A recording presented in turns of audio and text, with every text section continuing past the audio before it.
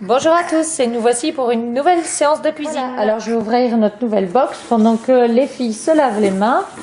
Donc dans cette box aujourd'hui, alors on va voir en recette, je lis, une salade de betterave. Alors vous voyez, il y a deux sortes de betteraves. Il y a la betterave rouge, la classique que tout le monde connaît, et la chioggia, celle qui est en fait torsadée, rose et blanche. Alors au niveau de notre deuxième chose, donc la petite salade de betterave qui peut ou accompagner votre plat ou alors se faire en entrée et qui sera aromatisée avec un vinaigre qui nous vient d'un brin de campagne. Alors attendez, je vous montre. Vous voyez, un brin de campagne qui fait du vinaigre bio.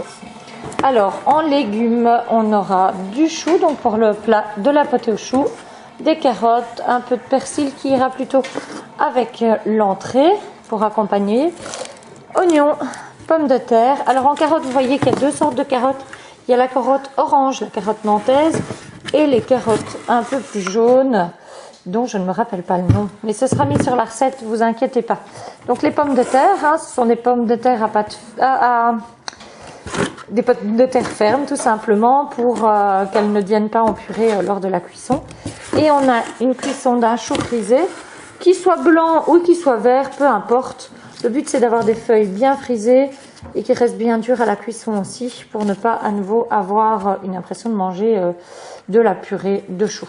Donc voilà, première étape, ça va être laver les légumes. Alors on va laver, tiens Anaëlle, tu feras une partie aussi. Là pour l'instant Elena va nous faire les carottes et Anaëlle tu feras les pommes de terre et les betteraves. Chacune son tour, il faut partager.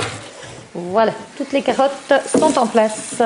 Alors les carottes ont été lavées, Elena est en train de les éplucher. Pendant ce temps-là, Anaëlle est en train de nous laver les pommes de terre et les betteraves. Alors vous voyez, on voit bien maintenant la différence de couleur entre les deux types de carottes qu'on avait. Pendant ce temps-là, les filles Anaëlle a terminé de laver les betteraves et les pommes de terre. On va éplucher les pommes de terre. On fera les betteraves une fois que la potée au chou sera mise en route, parce que comme il y a au moins une bonne vingtaine de minutes de cuisson de potée, c'est mieux on aura bien le temps à ce moment-là, en tout cas, de préparer notre petite salade de betterave, et c'est mieux d'entamer principalement cette étape-là. Pendant que les filles sont en train d'éplucher les pommes de terre, je vais attaquer le chou. Alors, qu'est-ce que je vais faire? Je vais enlever les quelques premières feuilles qui sont abîmées et pas très belles. Ensuite, je vais le nettoyer sous l'eau. Alors, soit on le nettoie en entier en espérant qu'il n'y ait pas d'écrasses qui soient mises à l'intérieur, mais normalement c'est relativement bien fermé. Ou alors, si vous préférez vraiment, vous pouvez le laver feuille par feuille, donc le dépioter feuille par feuille et le laver si vous constatez au fur et à mesure que votre chou est vraiment très très sale à l'intérieur. Alors j'ai lavé le chou, coupé, je l'ai coupé en 8 parts, donc il faut vraiment que ça reste des gros bouts. Alors je vous rappelle de ne pas oublier d'enlever le cœur pour éviter d'avoir des parties vraiment trop dures, pardon. Les filles sont toujours aux pommes de terre. Alors ce que je vais faire en attendant moi, c'est prendre mon oignon, le nettoyer, le couper, je le coupe également en gros bouts, comme ça c'est beaucoup plus simple. Anaëlle termine doucement les pommes de terre. Ce que je vais faire moi, c'est laver mon persil rapidement. Hop. Et ce qu'Elena va faire, c'est récolter les petites têtes de persil pour les mettre dans le plat. Ce sera pour agrémenter notre betterave. En attendant, moi ce que je vais faire, c'est mes pommes de terre, je les coupe en deux. Mes carottes qui sont ici, je vais les couper en grosses portions et on sera prêt pour mettre en cuisson notre chou braisé. Je termine la dernière pomme de terre en découpe. On a donc tout ce qu'il nous faut pour le plat, donc les pommes de terre, les oignons, le chou, les carottes. Il est donc temps de se mettre à la cuisson. Maintenant que notre plat cuit, on peut entamer la préparation de la salade de betterave. Donc il suffit pour commencer de les éplucher. Nos betteraves sont maintenant épluchées. On voit bien la différence entre la betterave rouge qui est vraiment très très foncée et mauve et les chioggia qui sont ici beaucoup plus claires. Il y a deux options pour la salade. Soit vous les coupez en petits carrés, soit vous les tranchez finement. C'est un peu comme vous le voulez. Alors attention à une chose, quand on fait de la betterave, ça tâche les mains. Donc vous avez deux options. Soit de vous travailler avec des gants, soit de vous travailler sans gants. C'est un peu comme vous préférez. Moi, j'aime pas du tout travailler avec des gants, donc je fais sans. Maintenant, peut-être que j'aurai un peu les mains roses pendant 24 heures, mais c'est pas très grave. Pour la cuisson du chou braisé, la première étape est de mettre de l'huile dans votre cocotte. Ma cocotte est là. Avec mes oignons. Alors ici, je vous montre des graines de moutarde. Donc là, c'est une petite option qu'on m'a proposée aujourd'hui en me disant que ça apportait un petit goût intéressant. Alors la graine de moutarde, vous la trouvez à peu près dans tous les espaces où il y a possibilité d'acheter des épices. C'est pas obligatoire. Vous pouvez dans votre recette y ajouter une petite cuillère de moutarde si vous le souhaitez, ou même pas du tout. Vous allez voir qu'on va aromatiser notre chou braisé avec un peu de vin blanc. Une dernière chose, il ne faut pas que je vous oublie, que j'oublie de vous le dire, mais quand vous mettez les graines de moutarde, comme toute graine de ce type que vous mettez dans une cocotte à chauffer avec un peu d'huile, c'est que ça saute en l'air. Donc on le met, on remet le couvercle directement pour éviter d'en avoir dans toute la cuisine.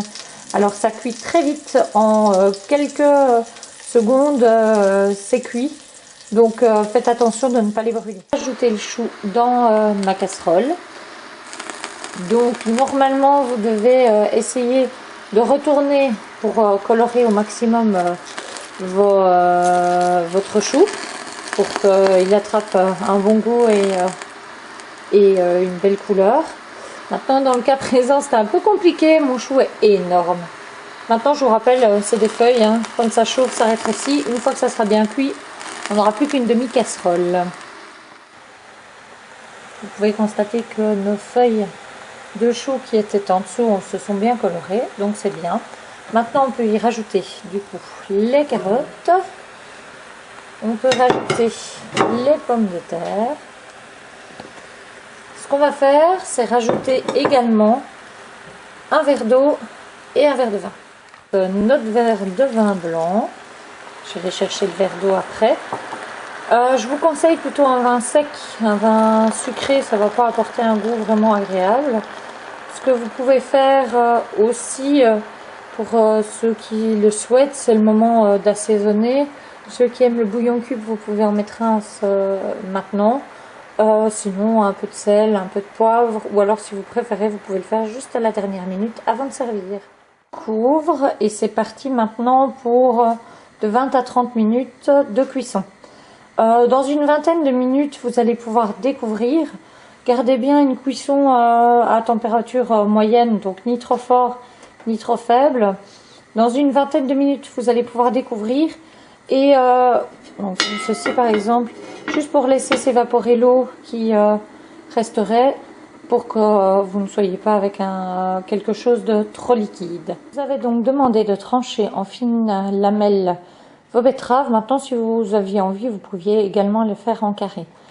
Donc moi, je les ai tranchées. Vous voyez ce que ça donne. J'en ai fait une petite rosace. On repère bien la différence entre les betteraves rouges et les shogas. Les shogas sont des belles avec des lignes roses et blanches.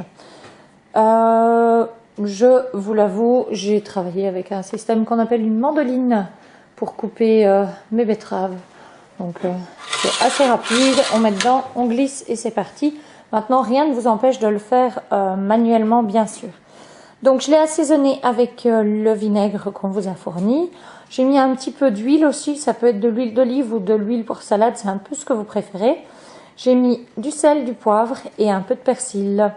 En attendant, notre cocotte est toujours sur le feu et est en train de cuire.